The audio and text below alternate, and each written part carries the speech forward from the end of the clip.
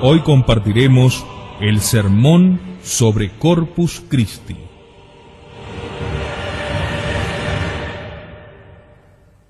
Soy como extranjero en mi tierra. Estas palabras nos recuerdan todas las miserias de la vida, el menosprecio con que hemos de mirar las cosas creadas y perecederas, el deseo con que debemos esperar la salida de este mundo para encaminarnos a nuestra verdadera patria, ya que esta tierra no lo es. Consolémonos, sin embargo, hijos míos, del destierro al que estamos sujetos.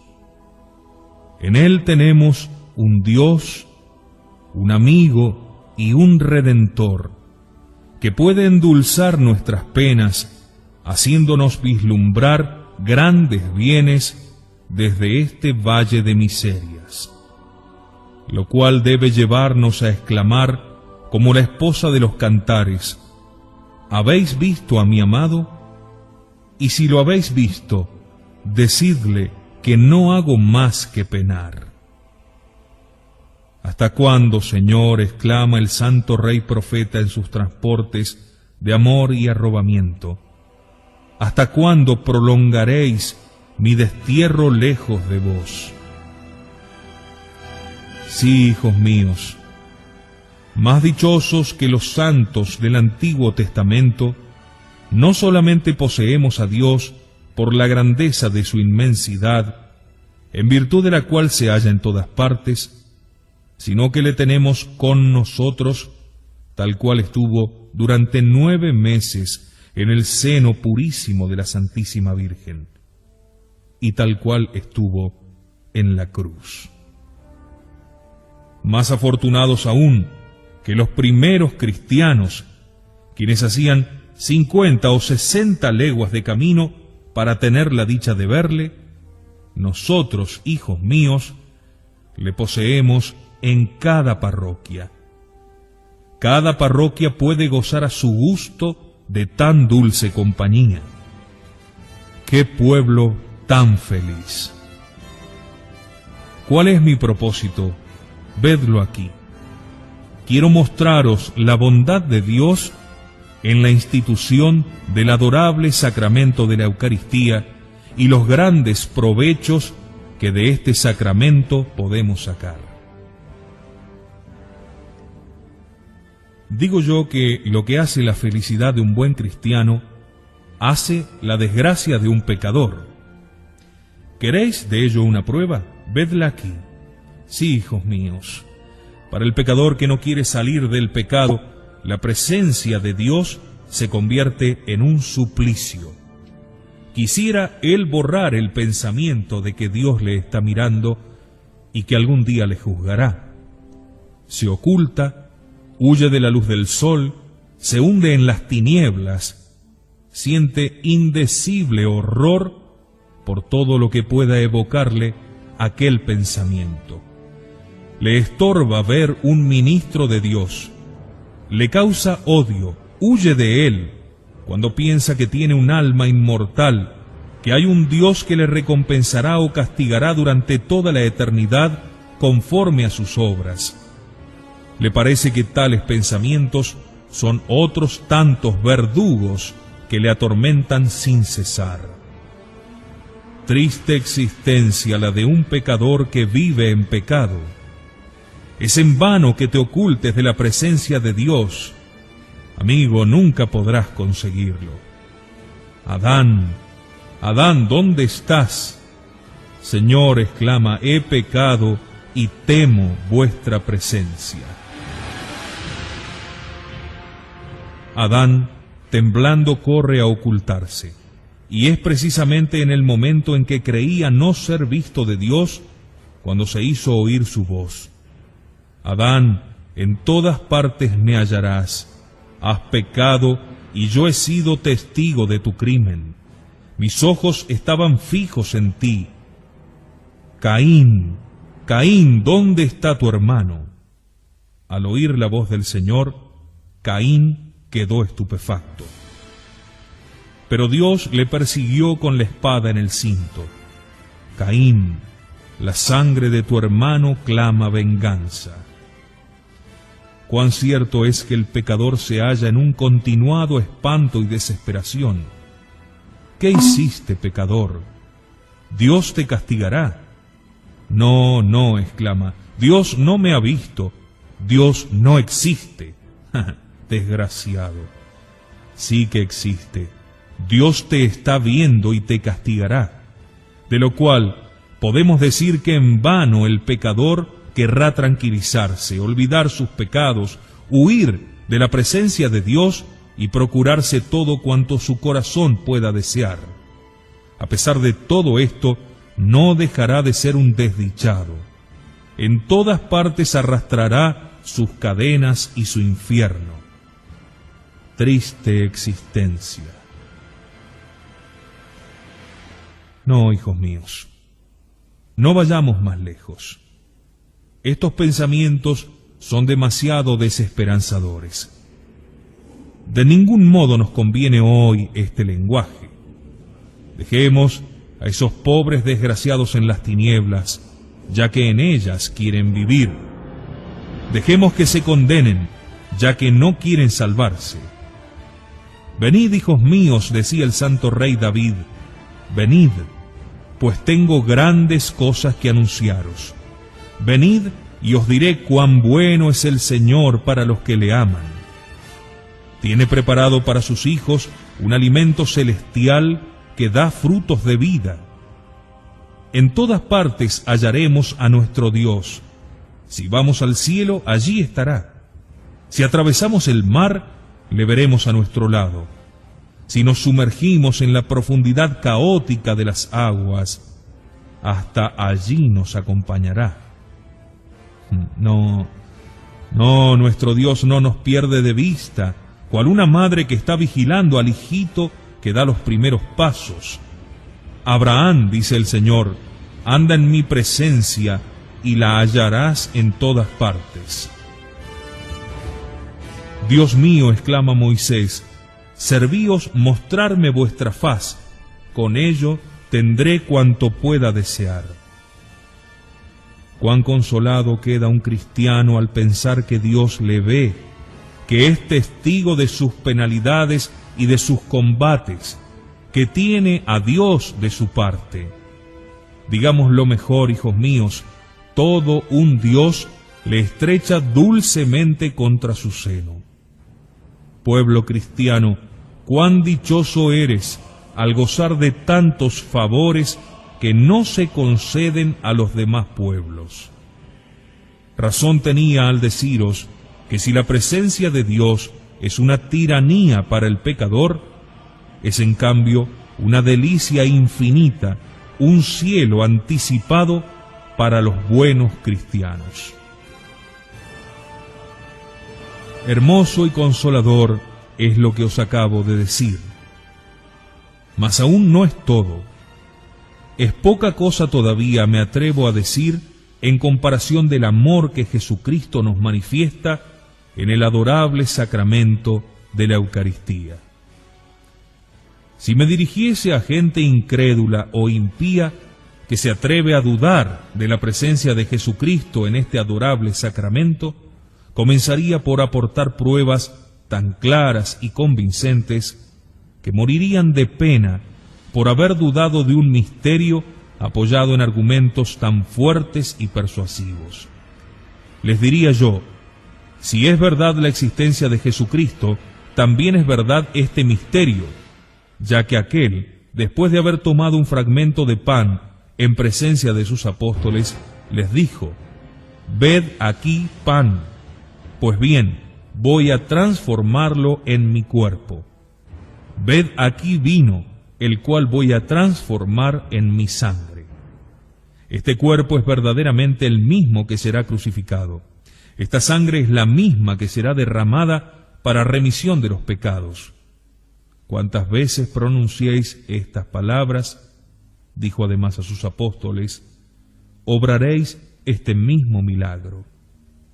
Esta potestad la comunicaréis unos a otros hasta el fin de los siglos. Mas ahora dejemos a un lado estas pruebas. Estos razonamientos son inútiles para unos cristianos que tantas veces han gustado las dulzuras que Dios les comunica en el maravilloso sacramento del amor. Dice San Bernardo que hay 3 misterios en los cuales no puede pensar sin que su corazón desfallezca de amor y de dolor. El primero, el de la encarnación. El segundo, el de la muerte y pasión. El tercero, el adorable sacramento de la Eucaristía. Al hablarnos el Espíritu Santo del misterio de la encarnación, se expresa en términos que nos muestran la imposibilidad de comprender hasta dónde llega el amor de Dios a los hombres. Pues dice, así amó Dios al mundo. Como si nos dijese, dejo a vuestra mente, dejo a vuestra imaginación la libertad de formaros sobre ello las ideas que os plazca. Aunque tuvieseis toda la ciencia de los profetas, todas las luces de los doctores, todos los conocimientos de los ángeles, os sería imposible comprender el amor que Jesucristo ha sentido por vosotros en estos misterios. Cuando nos habla San Pablo de los misterios de la pasión de Jesucristo, ved cómo se expresa. Con todo y ser Dios infinito en misericordia y en gracia, parece haberse agotado por amor nuestro. Estábamos muertos y nos dio la vida. Estábamos destinados a ser infelices por toda una eternidad, y con su bondad y misericordia ha cambiado nuestra suerte.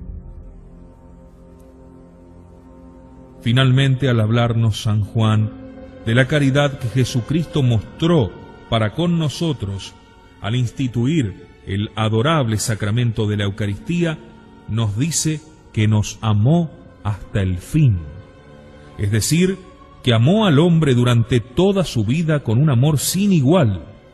Mejor dicho, hijos míos, nos amó tanto cuanto pudo. Oh amor, cuán grande y cuán poco conocido eres. Y pues, amigo mío, ¿no amaremos a un Dios que durante toda la eternidad ha suspirado por nuestro bien?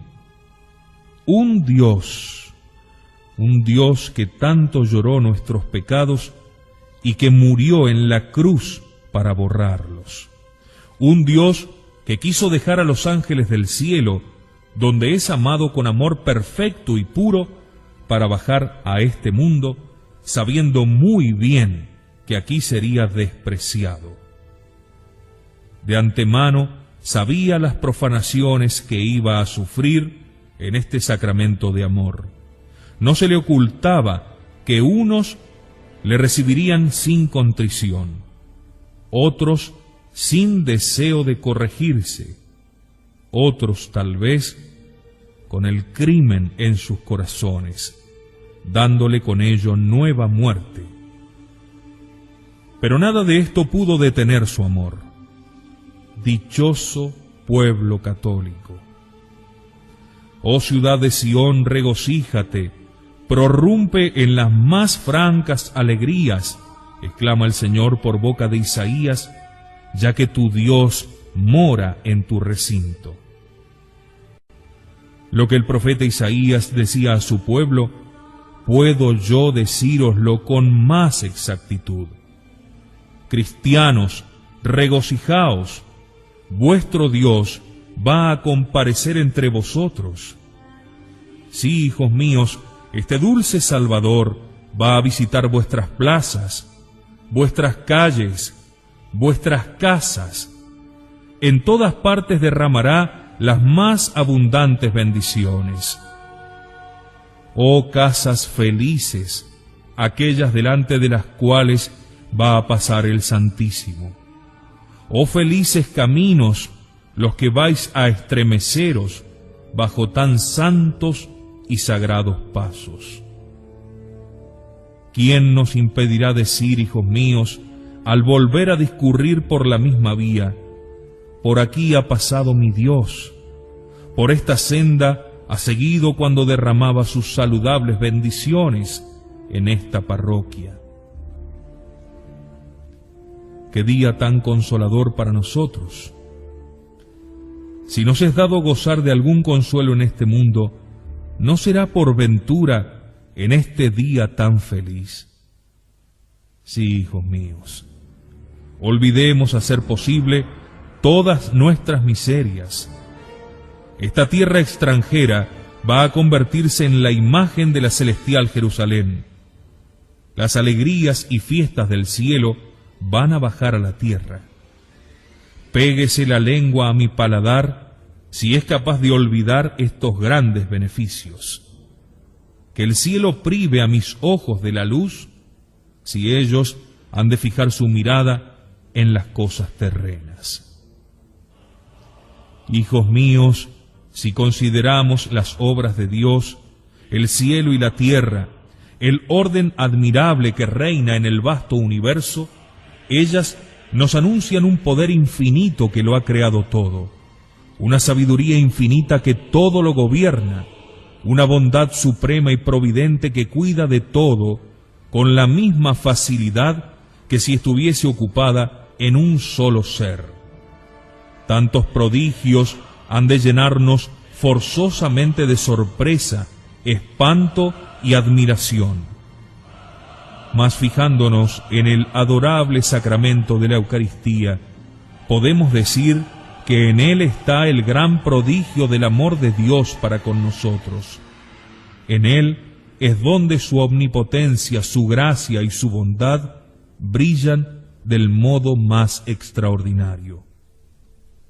Con total verdad, podemos decir que este es el pan bajado del cielo, el pan de los ángeles, que recibimos como alimento de nuestras almas. Es el pan de los fuertes que nos consuela y suaviza nuestras penas. Es este realmente el pan de los caminantes. Mejor dicho, hijos míos, es la llave que nos franquea las puertas del cielo. Quien me recibe, dice el Salvador, alcanzará la vida eterna. El que me coma no morirá.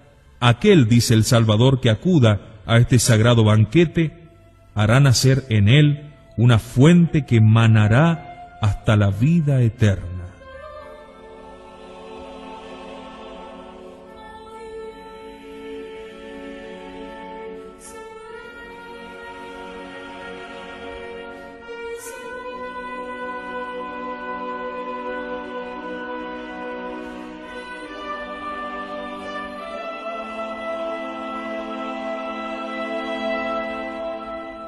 Mas para conocer mejor las excelencias de este don, debemos examinar hasta qué punto Jesucristo ha llevado su amor a nosotros en este sacramento. No, hijos míos, no era bastante que el Hijo de Dios se hiciese hombre por nosotros.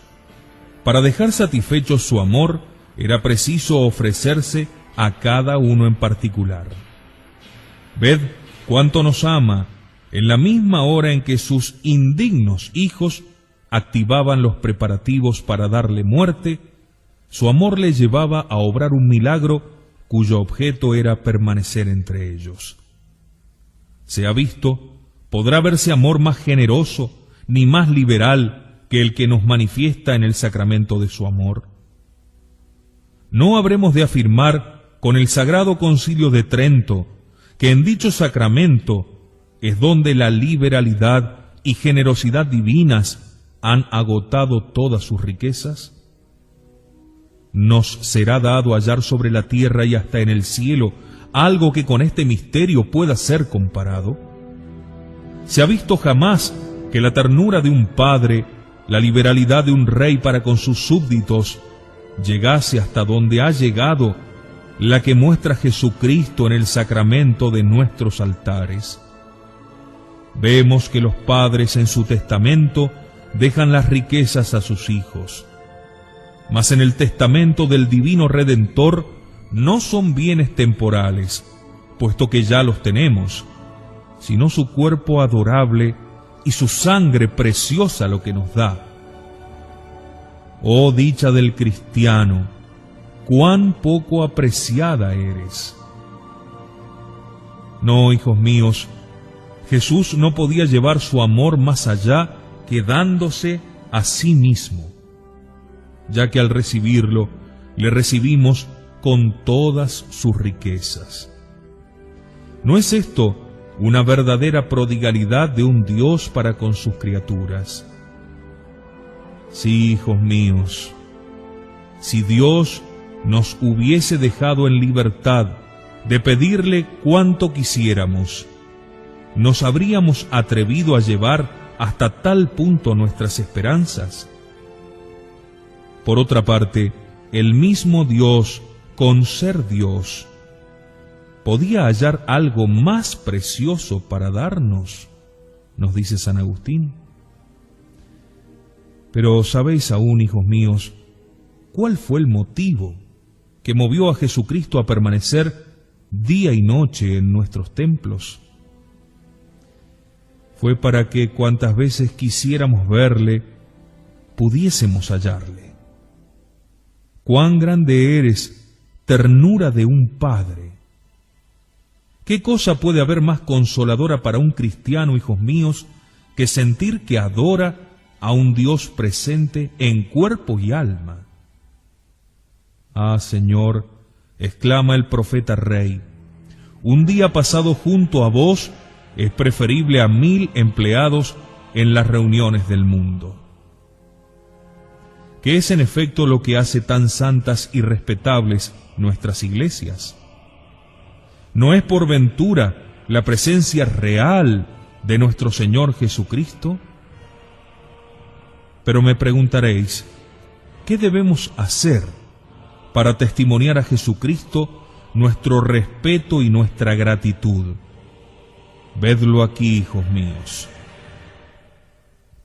Primero, deberemos comparecer siempre ante su presencia con el mayor respeto y seguirle con alegría verdaderamente celestial, representándonos interiormente aquella gran procesión que tendrá lugar después del juicio final.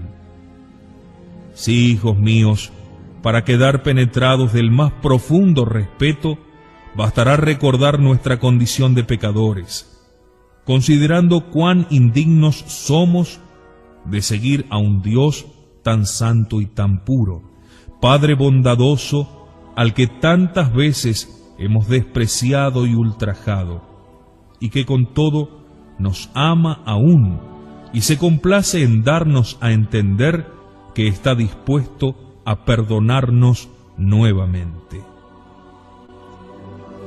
¿Qué es lo que hace Jesucristo cuando le llevamos en procesión? Vedlo aquí. Viene a ser como un buen rey en medio de sus súbditos, como un padre bondadoso rodeado de sus hijos, como un buen pastor visitando a sus rebaños. ¿En qué debemos pensar cuando marchamos en pos de nuestro Dios? Hemos de seguirle con la misma devoción y adhesión que los primeros fieles cuando moraba aquí en la tierra, prodigando el bien a todo el mundo. Sí, si acertáramos a acompañarle con viva fe, tendremos la seguridad de alcanzar cuanto le pidamos. Leemos en el Evangelio que un día en el camino por donde pasaba el Señor había 2 ciegos, los cuales se pusieron a dar voces diciendo: «Oh Jesús, Hijo de David, ten piedad de nosotros». Al verlos, el Divino Maestro movióse a compasión y les preguntó qué querían. «Ah, Señor», le respondieron, «haced que veamos». «Pues ved», les dijo el Salvador. Un gran pecador llamado Zaqueo, deseando verle pasar, se encaramó a un árbol.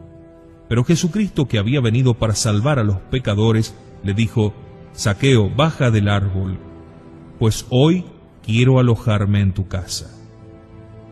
En tu casa. Lo cual es como si le dijese: «Zaqueo, Desde hace mucho tiempo la puerta de tu corazón está cerrada por el orgullo y la injusticia. Ábreme hoy, pues vengo para traerte el perdón. Al momento bajó Zaqueo, humillóse profundamente ante su Dios, reparó todas sus injusticias, no deseando ya por herencia otra cosa que la pobreza y el sufrimiento. Oh instante feliz, el cual le valió una eternidad de dicha. Otro día, pasando el Salvador por otra calle, seguíale una pobre mujer, afligida por espacio de 12 años, a causa de un flujo de sangre. Ah, se decía ella, si tuviese la dicha de tocar aunque solo fuese el borde de sus vestidos, estoy cierta que curaría. Y corrió llena de confianza a arrojarse a los pies del Salvador, y al momento quedó libre de su enfermedad. Sí, hijos míos, si tuviésemos la misma fe y la misma confianza, obtendríamos también las mismas gracias, puesto que es el mismo Dios, el mismo Salvador, el mismo Padre animado de la misma caridad. Venid, decía el profeta, venid, salid de vuestros tabernáculos, mostraos a vuestro pueblo que os desea y os ama. ¿Cuántos enfermos esperan la curación? ¿Cuántos ciegos a quienes habría que devolver la vista? ¿Cuántos cristianos de los que van a seguir a Jesucristo tienen sus almas cubiertas de llagas? ¿Cuántos cristianos están en las tinieblas y no ven que corren inminente peligro de precipitarse en el infierno eterno? Dios mío, curad a unos e iluminad a otros. Pobres almas, cuán desdichadas sois. Nos refiere San Pablo que, hallándose en Atenas, vio escrito en un altar: aquí reside el Dios desconocido, o a lo menos olvidado. Ignoto Deo. Hijos míos, podría deciros yo lo contrario. Vengo a anunciaros un Dios que vosotros conocéis como tal, y no obstante no le queréis adorar, antes bien le despreciáis.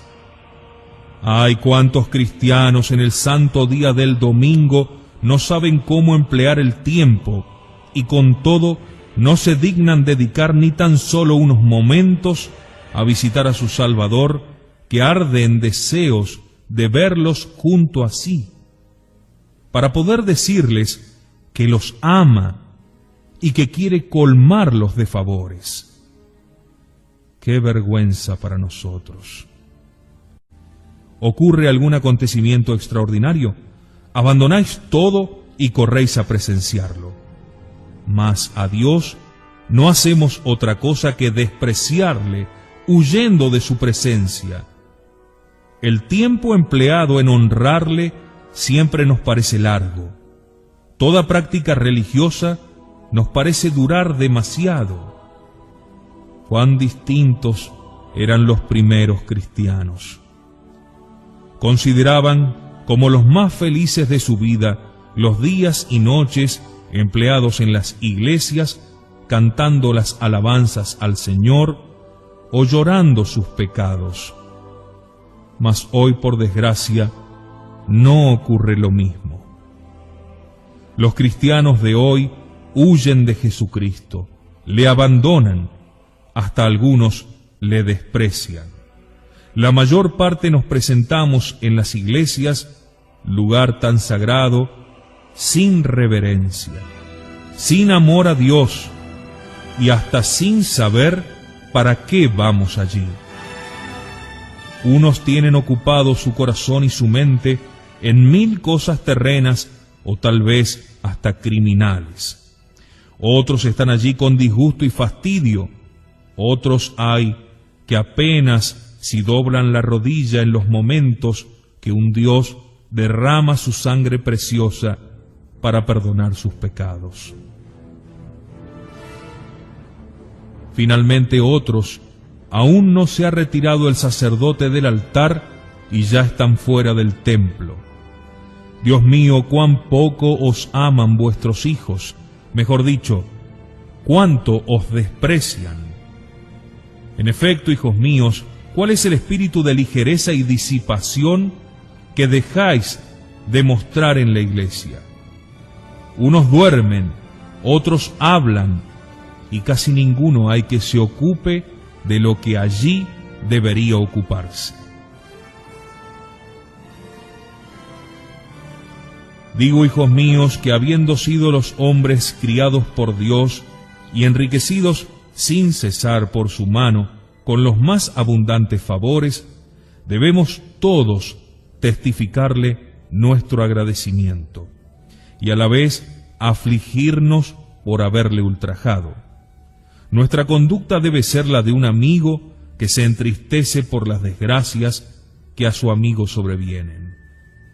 A esto se llama mostrar una sincera amistad.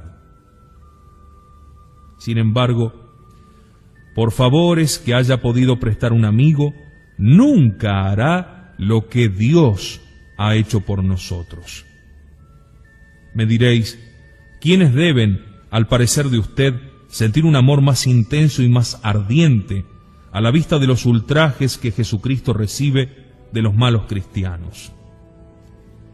Es indudable que todos hemos de afligirnos por los desprecios de que es objeto.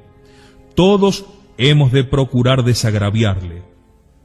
Mas entre los cristianos hay algunos que están obligados a ello de un modo especial. Son los que tienen la dicha de pertenecer a la cofradía del Santísimo Sacramento. He dicho que tienen la dicha. ¿Habrá otra mayor que la de ser escogidos para desagraviar a Jesucristo en los ultrajes que reciben el sacramento de su amor? No os quepa duda, hijos míos, vosotros como cofrades estáis obligados a llevar una vida mucho más perfecta que el común de los cristianos. Vuestros pecados son mucho más sensibles a Dios nuestro Señor. No, hijos míos, no hay bastante con llevar un cirio en la mano para dar a entender que somos contados entre los elegidos de Dios. Es preciso que nuestro comportamiento nos singularice, como el cirio nos distingue de los que no lo llevan. ¿Por qué, hijos míos, llevamos esos cirios que brillan, si no es para indicar que nuestra vida debe ser un modelo de virtud, para mostrar que consideramos como una gloria el ser hijos de Dios, y que estamos prestos a dar la vida por defender los intereses de aquel a quien nos hemos consagrado perpetuamente?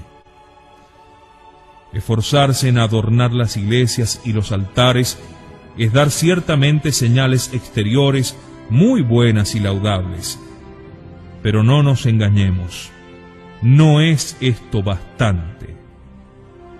Los betsamitas, cuando el arca del Señor pasó por su tierra, dieron muestras del mayor celo y diligencia. En cuanto la divisaron, salió el pueblo en masa para precederla. Todos se ocuparon diligentemente en preparar la leña para ofrecer los sacrificios. Sin embargo, 50.000 hubieron de morir por no haber guardado bastante respeto. Oh, hijos míos, ¿cuánto ha de hacernos temblar este ejemplo? ¿Qué objetos guardaba aquella arca, hijos míos? Un poco de maná, las tablas de la ley, y porque los que a ella se acercan no están bien penetrados de su presencia, el Señor los hiere de muerte. Pero decidme, ¿quiénes de los que reflexionen tan solo un momento acerca de la presencia de Jesucristo no quedarán sobrecogidos de temor? ¿Cuántos desgraciados forman parte del cortejo del Salvador con un corazón culpable? Infeliz, en vano doblarás la rodilla mientras un Dios se yergue para bendecir a su pueblo. Sus penetrantes miradas no dejarán por eso de ver los horrores que cobija tu alma. Mas si nuestra alma está pura, entonces podremos figurarnos que vamos en pos de Jesucristo como en pos de un gran rey que sale de la capital de su reino para recibir los homenajes de sus súbditos y colmarlos de favores. Leemos en el Evangelio que aquellos 2 discípulos que iban a Emaús andaban en compañía del Salvador sin conocerle, y cuando lo hubieron reconocido desapareció. Enajenados por su dicha, decíanse el uno al otro: ¿cómo se explica que no le hayamos reconocido? ¿Acaso nuestros corazones no se sentían inflamados de amor cuando nos hablaba explicándonos las Escrituras? 1000 veces más dichosos que aquellos discípulos somos nosotros, hijos queridos, ya que ellos iban en compañía de Jesucristo sin conocerle.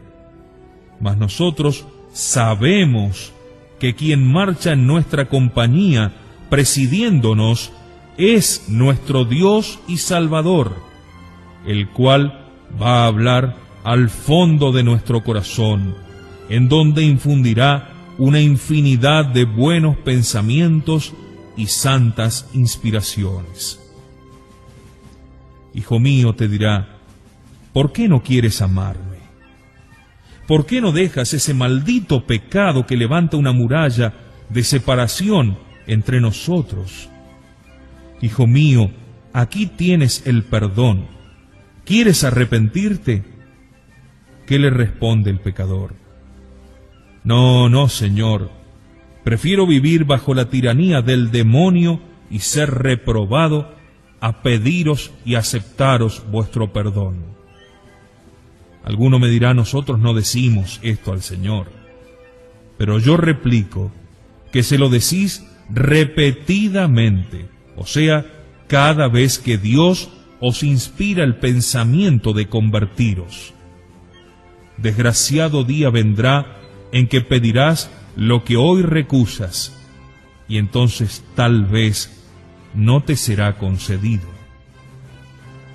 Es muy cierto, hijos míos, que si tuviésemos la dicha de que Dios se nos hiciese visible, como ha acontecido a muchos santos, ya en la figura de un niño en el pesebre, ya traspasado por los clavos en la cruz, sentiríamos para con Él mayor respeto y amor.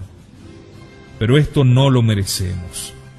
Y si nos aconteciese un caso semejante, nos creeríamos ya santos, lo cual sería un motivo de orgullo y de condenación. Mas aunque Dios no nos otorgue esta gracia, no deja por ello de estar presente y presto a concedernos cuanto le pidamos. Mirad, refiérese en la historia que, dudando un sacerdote de esta verdad, después de haber pronunciado las palabras de la consagración, ¿cómo es posible, decía entre sí, que las palabras de un hombre obren tan gran milagro? Mas Jesucristo, para echarle en cara su poca fe, hizo que la santa hostia sudase sangre en abundancia, hasta el punto que fue preciso recoger ésta con una cuchara. Y el mismo autor nos refiere también que un día se pegó fuego a una capilla y ardió toda la construcción hasta quedar destruida. Pero la santa hostia quedó suspendida en el aire sin apoyo de ninguna clase. Habiendo acudido un sacerdote para recibirla en un vaso, vino enseguida ella misma a posarse allí. Sabemos por la historia eclesiástica que la criada de un judío, para complacer a su dueño, le proporcionó una partícula consagrada. Aquella infeliz, después de haberla recibido en la boca, tomóla, púsola en un pañuelo y la entregó a su dueño. Aquel monstruo, enajenado de alegría por tener a Jesucristo en sus manos, siguiendo el ejemplo de sus padres que le crucificaron, entregóse a cuanto supo inspirarle su furor. Pero parece que Jesucristo quiso manifestarle cuánto sentía los ultrajes de que le hacía víctima.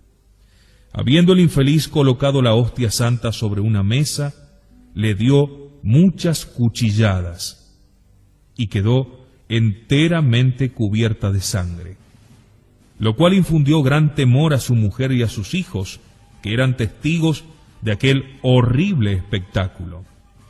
Entonces volvió a tomarla, la fijó con un clavo, la golpeó con azotes e hirióla con una lanza. La sangre manaba aún más abundantemente que la vez primera.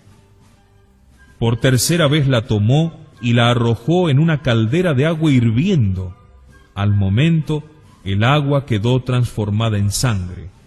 Y entonces Jesucristo tomó la figura que tenía en el sagrado árbol de la cruz. Parece que al llegar a este punto, Jesucristo intentaba conmover al judío, mas el infeliz, cual otro Judas, teniendo por demasiado grave su crimen, desesperó del perdón y fue condenado a ser quemado vivo. No, hijos míos, no podemos escuchar tales horrores sin temblar. Y sin embargo, ¿cuántos cristianos hay que le tratan aún con crueldad mayor? Me dirás, ¿cómo puede haber alguien capaz de obrar así? Ay, amigo mío, no permita Dios que te acontezca alguna vez desgracia semejante.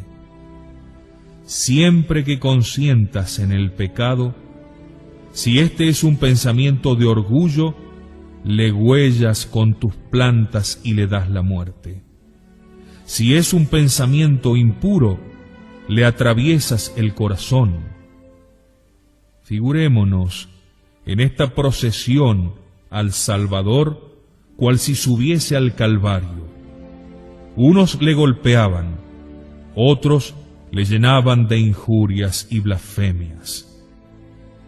Sólo algunas almas santas le seguían, llorando y mezclando sus lágrimas a la preciosa sangre con que regaba el suelo. ¿Cuántos judíos y verdugos van a seguir al Salvador, los cuales no se contentarán con darle muerte una sola vez, sino que le crucificarán sobre tantos calvarios cuantos sean sus corazones? ¿Cómo es posible que un Dios que tanto nos ama sea tan despreciado y maltratado? Sí, hijos míos, si amásemos a Dios, sería para nosotros una gran alegría, una gran dicha el venir todos los domingos al templo a emplear algunos momentos en adorarle y pedirle perdón de nuestros pecados. Miraríamos aquellos instantes como los más deliciosos de nuestra vida. Cuán consoladores y suaves son los momentos pasados junto a este Dios de bondad.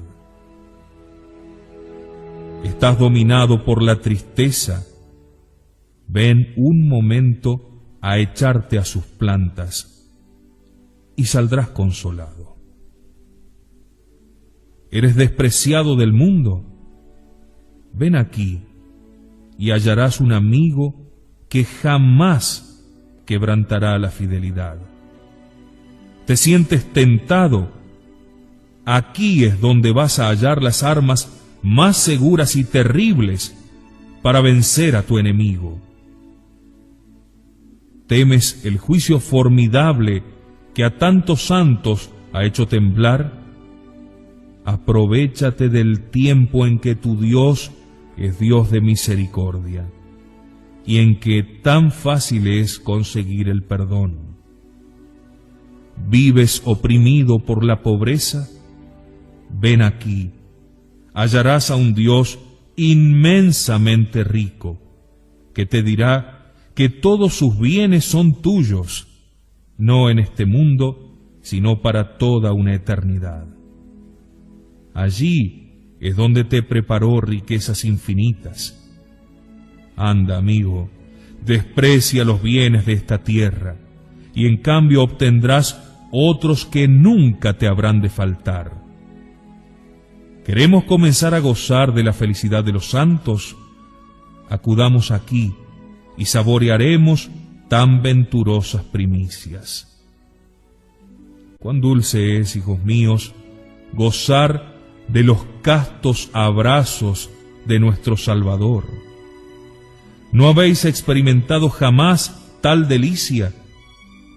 Si hubieseis disfrutado de semejante placer, no sabríais aveniros a veros privados de él. No nos admire, pues, que tantas almas santas hayan pasado toda su vida, día y noche, en la casa de Dios, no sabiendo apartarse de su presencia. Leemos en la historia que un santo sacerdote hallaba tal delicia y consuelo en el recinto de los templos que hasta se acostaba sobre las gradas del altar para que al despertarse le cupiese la dicha de hallarse junto a su Dios. Y Dios, para recompensarle, permitió que muriese al pie del altar. Mirad a San Luis Rey. Durante sus viajes, en vez de pasar la noche en la cama, la pasaba al pie de los altares, junto a la dulce presencia del Salvador. ¿Por qué, pues, sentimos nosotros, hijos míos, tanta indiferencia y fastidio al venir ante el sagrario? Hijos míos, es que nunca hemos disfrutado de tan deliciosos momentos. ¿Qué debemos sacar de todo esto? Vedlo aquí. Hemos de tener como uno de los instantes más felices de nuestra vida aquel en que nos es dado estar en compañía de tan buen amigo. Formemos en su cortejo con santo temor.